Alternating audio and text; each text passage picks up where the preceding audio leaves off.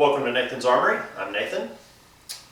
A well-regulated militia being necessary to the security of a free state, the right of the people to keep and bear arms shall not be infringed. This is the Second Amendment of the Bill of Rights in the United States Constitution. A lot of people these days are having a discussion if the Second Amendment is at all necessary. And from what I've heard from the people speaking about it, they don't even understand what the Second Amendment is about. So I'm going to try to give you a brief synopsis of the Second Amendment, why it was created, how it works, and what it's actually there for. So, to begin with, the Second Amendment is connected with a natural right. And a natural right is a right given to you by God. And the right that the Second Amendment has is the right to be able to defend oneself. The right to defend oneself is not given to you by your government. They don't say it's okay for you to defend yourself if someone attacks you. That right is given to you by God because you are a man or a woman. And since you're supposed to be able to defend yourself, and God wants you to be able to defend yourself, you should have equal access to a reasonable item that another person might be using against you. You know, if he's going to come at me with a sword, I shouldn't have a pocket knife, that sort of thing. So another example would be is if I went and said I need an Apache helicopter to defend myself, that would be a little unreasonable because nobody's going to attack me with an Apache helicopter.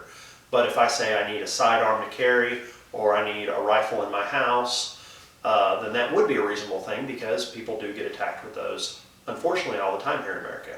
In fact, there are 70,000 people a year who get shot in the United States. Of the 70,000 people that get shot, 12,000 of them die every year on average. So we have a very high gun violence rate in our country as compared to some other countries. Again, that's a whole nother problem to why we have such problems like that, and I'll go into that in another video. But needless to say, the odds of getting in a gunfight are not that high, but it does happen commonly enough. Watch your news every night, you'll hear about it. All right, so a question that my wife has asked me, and I've had my friends' wives ask their husbands when we go out and we like to shoot our AR-15s, which are semi-automatic military style semi-automatic military style rifles.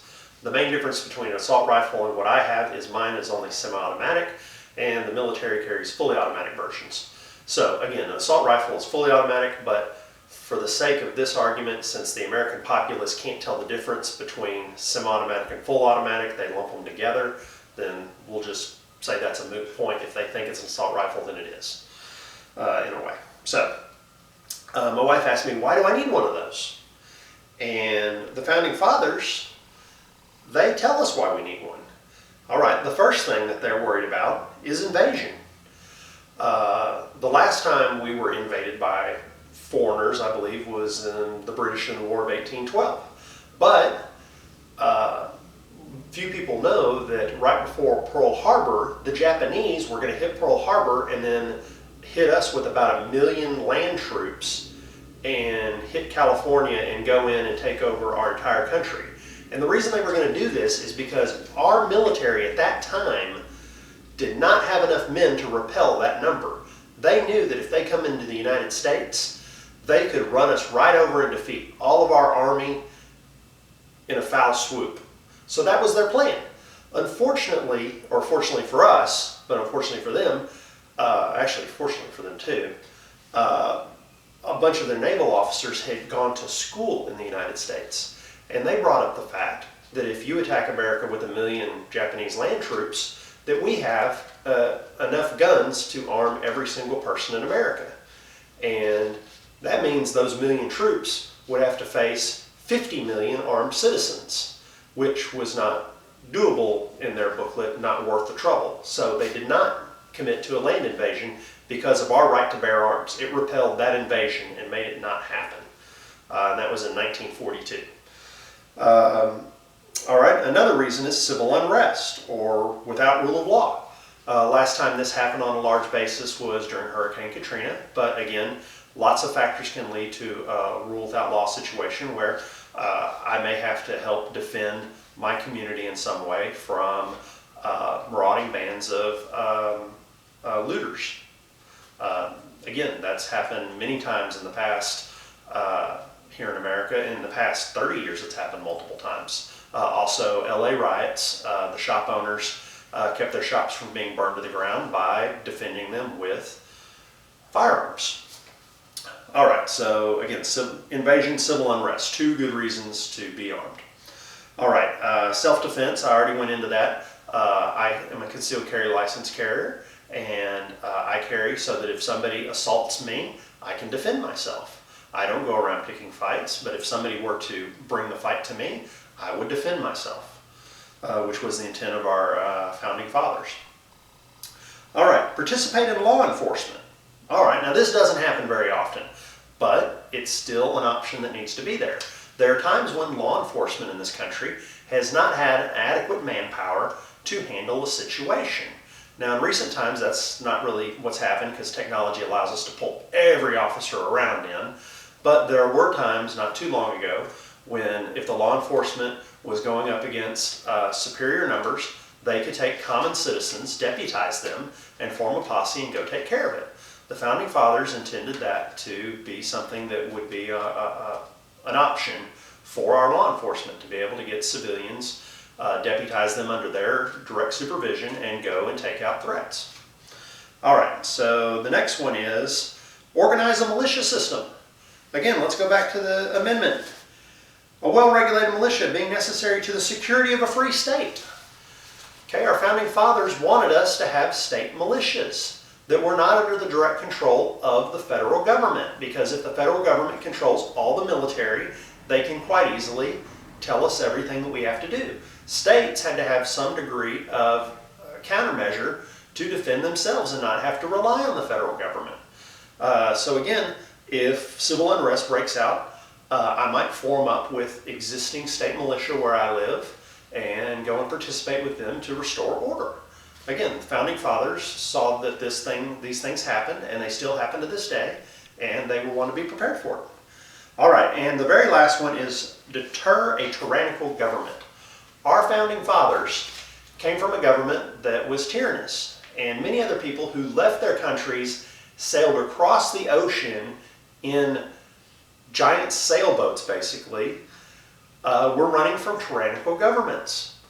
And they came to America to seek freedom. And the quickest way for freedom to vanish is for the government to take it away from you. So how do you keep a government from taking it away from you? Well, you have to have some teeth. You have to have something that they have a respect for. And unfortunately, a government will take away the rights of its citizens one by one and continue to do so until they have absolute power over the citizenry. This has happened in almost every government over time, happens periodically in almost every government, and then there's a backlash and a revolution occurs. So, again, to avoid the need to get into a revolution, by staying armed, we keep the government from overstepping its bounds and becoming tyrannical. So, a lot of people would say, oh no, you could take away all the firearms and our government would still be nice to us and treat us well. Well, that would be a nice thing for me to believe if it had not failed in every government for the past 6,000 years prior to this. So the mindset that we live in a different world now, that we have an iPhone and that we have a computer, and the funny thing is with our iPhones and computers, we can see other countries where this is happening right now, where people are revolting and trying to seek their freedom, that we would want to give up all our rights thinking, well, it certainly can't happen to us because we live in America. Well, unfortunately, we're finding out a lot of times lately, i.e. 9/11, Katrina, the 2008 financial crisis, that all these things we think we're immune from, we're not immune from. They come to our shores and happen to us now too. So, the right to keep and bear arms is the right to keep and maintain our freedom. Without the right to bear arms, we lose the linchpin that hold all of the other rights we have together. So, again, I hope this was enjoyable for you and helped you learn a little. A lot of people right now are saying we need to ban weapons, we need to ban semi-automatic military-style weapons. Again, I have one myself. I'm very well trained on it. If civil unrest came, I could team up with local law enforcement or militia. We would have interchangeable ammunition and magazines. I could bring my own stuff to the fight, and they could, if I ran low, they could supply me out of their stores. I could supply them out of my stores.